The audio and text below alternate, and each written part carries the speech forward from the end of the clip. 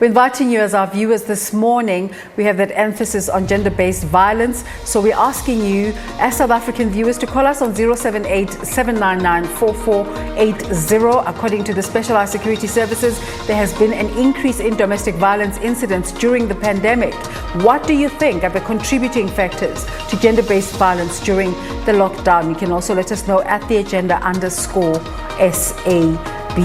But to take this conversation forward, many social ills have come to the fore as a result of the COVID-19 lockdown. Domestic violence is one that continues to impact thousands of South Africans confined to their homes. And we'll continue with this conversation. But for now, let's just take a look at some of the tweets that you sent through. Jake 2020 saying, morning Desiree and team. A very good morning to you too, Jake.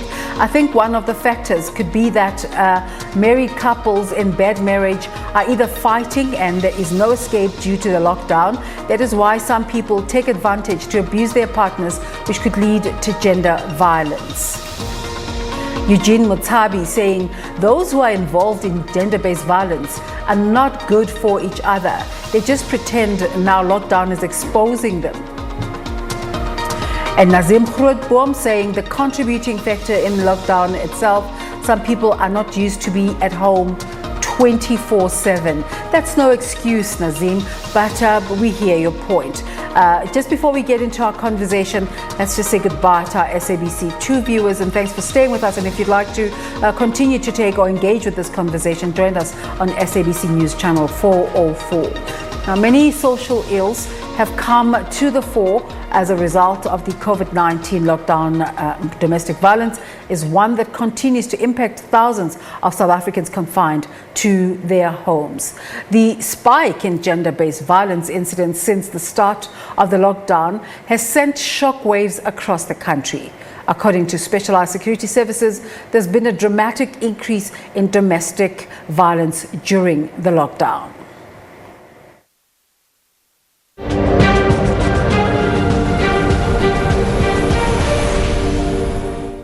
All right, let's now bring into the conversation Specialist Investigator Mike Bolhuis. Mike, a very good morning to you. You've come out with these figures. Where are you getting them from of a dramatic increase during the lockdown? Well, obviously, we get called a lot and we deal with a lot of situations. We drive out. We are obviously assisting the authorities, agreeing with the rules and regulations of the authorities. But the rules are very, very strict and people aren't used to being locked down. And especially there's a lot of liquor issues, cigarette issues, which makes the people even more on edge. I agree with all these rules and regulations, but it's very difficult for the people to adapt when they don't have their pleasures in their house.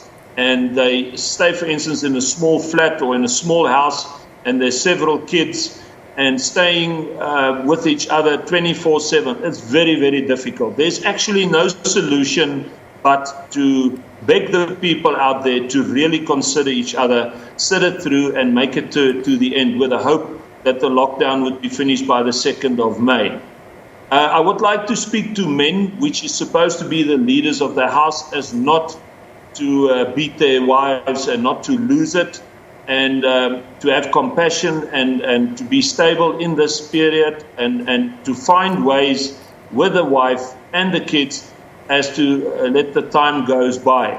So they should concentrate on what they actually used to be doing, but without going out, like spending quality time together, eating together, but also having privacy and private times together. But they should continue their schoolwork. The husband and the wife, if possible, should continue with what they've been doing before. But once again, we're talking about 90% of the people in South Africa that are quite just making it, just getting enough money, that needs to work on a day-to-day basis to get money in. So, you know, this is a dire situation. It's very, very bad, because we often think that everybody has everything available, but we have a very big poor number in South Africa. And when there's poverty, it escalates violence, because the biggest creator of all crimes in the world is poverty and ignorance. Once you are an ignorant or illiterate person and you are poor and you have no food, you will do absolutely everything and break any law as to feed your wife and your kids. So it's really a very bad situation, and the government and everybody that is in a position should go out of their way to assist, especially the poor and those that stay in small places and is isolated, and maybe have some of these problems to assist them during this time. Revealing any identities, I'm interested in what you're saying about some incidences being related to the lack of liquor or alcohol and smoking. Just give us one or two examples where you've been called out and this was the case. Well, obviously, when money goes out the back door, everything else goes with it. And then there's serious frustration, and it's usually mostly men that loses it. And they take out their frustration on the wife and the kids, and they beat them. We would get a call. We would go out.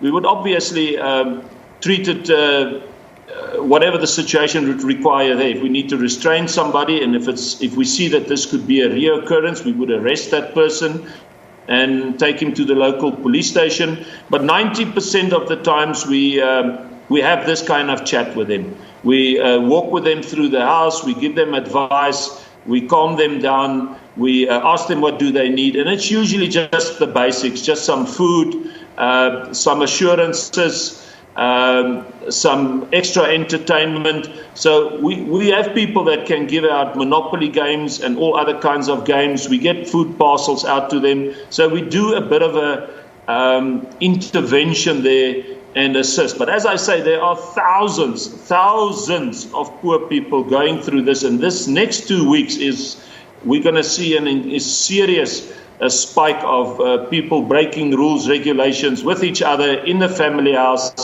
and not adhering to the lockdown rules. I must reiterate, I have seen, I've known this all along, but I have seen, to the greatest of shock to me and my organization and so many else, what the South Africans is really addicted to, and it's definitely liquor and cigarettes. Let me tell you, the biggest addiction in South Africa is cigarettes. We've said it all along, and it's liquor, number 2, and then number 3, it's obviously medicines. And it's a pity that South Africans cannot put the cigarettes and the liquor aside and save that money for food.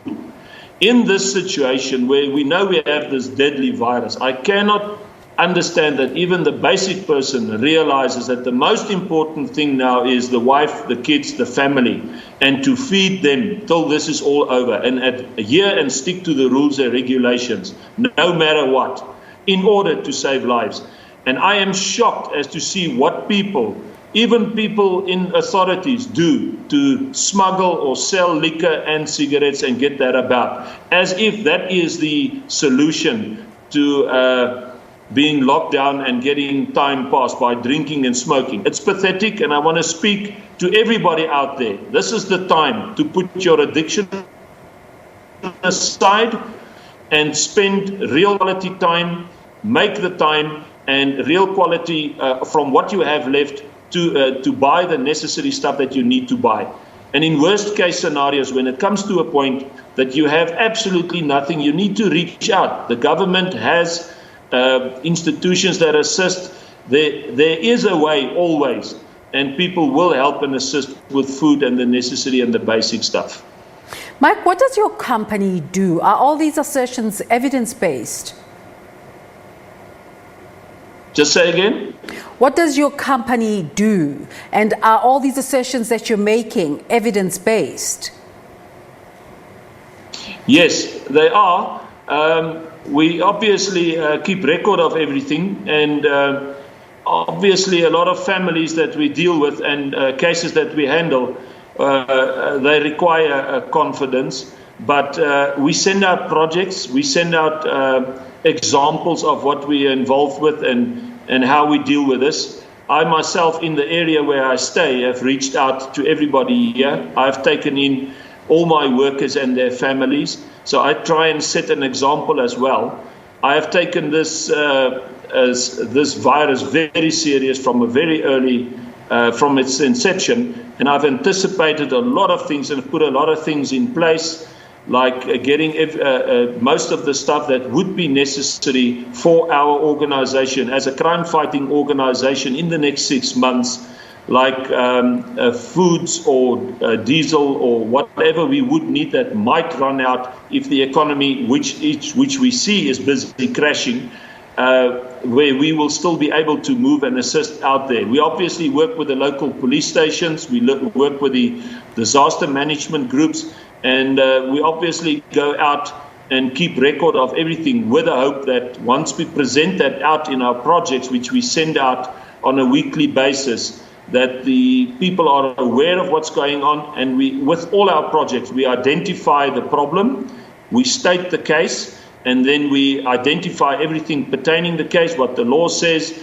and then lastly, we always leave a project with solutions, what needs to be done and that we could be called.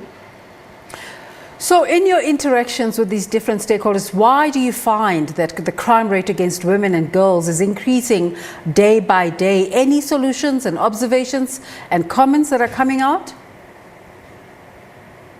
Yeah, the solutions, once again, it's very, very difficult because, if I may say, I would have treated the virus epidemic differently. I would have prepared the country since December.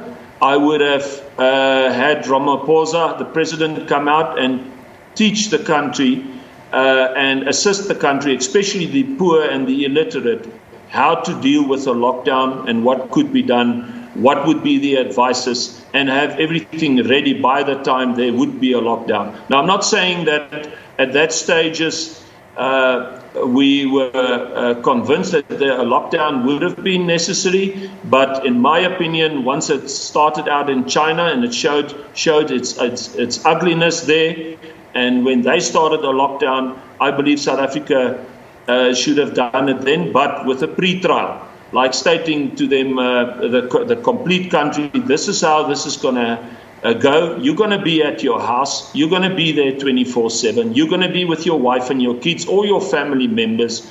Those who stays in small houses, flats right next to each other. This is the advice we give. These are the centers you can go to. This is what the authorities is going to do. And we will be constantly on TV giving you advice. If I was the president, I would have been on TV daily. I would have daily spoken to the people. I would have daily consulted them. I would have daily given them advice. I would literally have given classes 24/7 on TV. What can people do? What should they not do? I would console them. I would advise them. I would literally teach them on a daily basis what to do and how to deal with the situation.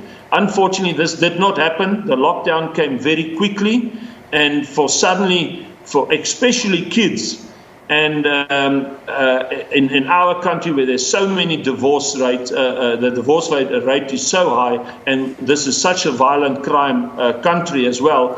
It was actually anticipated that this would happen, that people really don't like to live together 24/7, and they sometimes can't stand each other, and that turns into gender-based violence and family violence and all kinds of other crimes as well. Because remember, some of these people would escape their houses and do other things or go to other places, and then in itself break all the rules pertaining to the lockdown.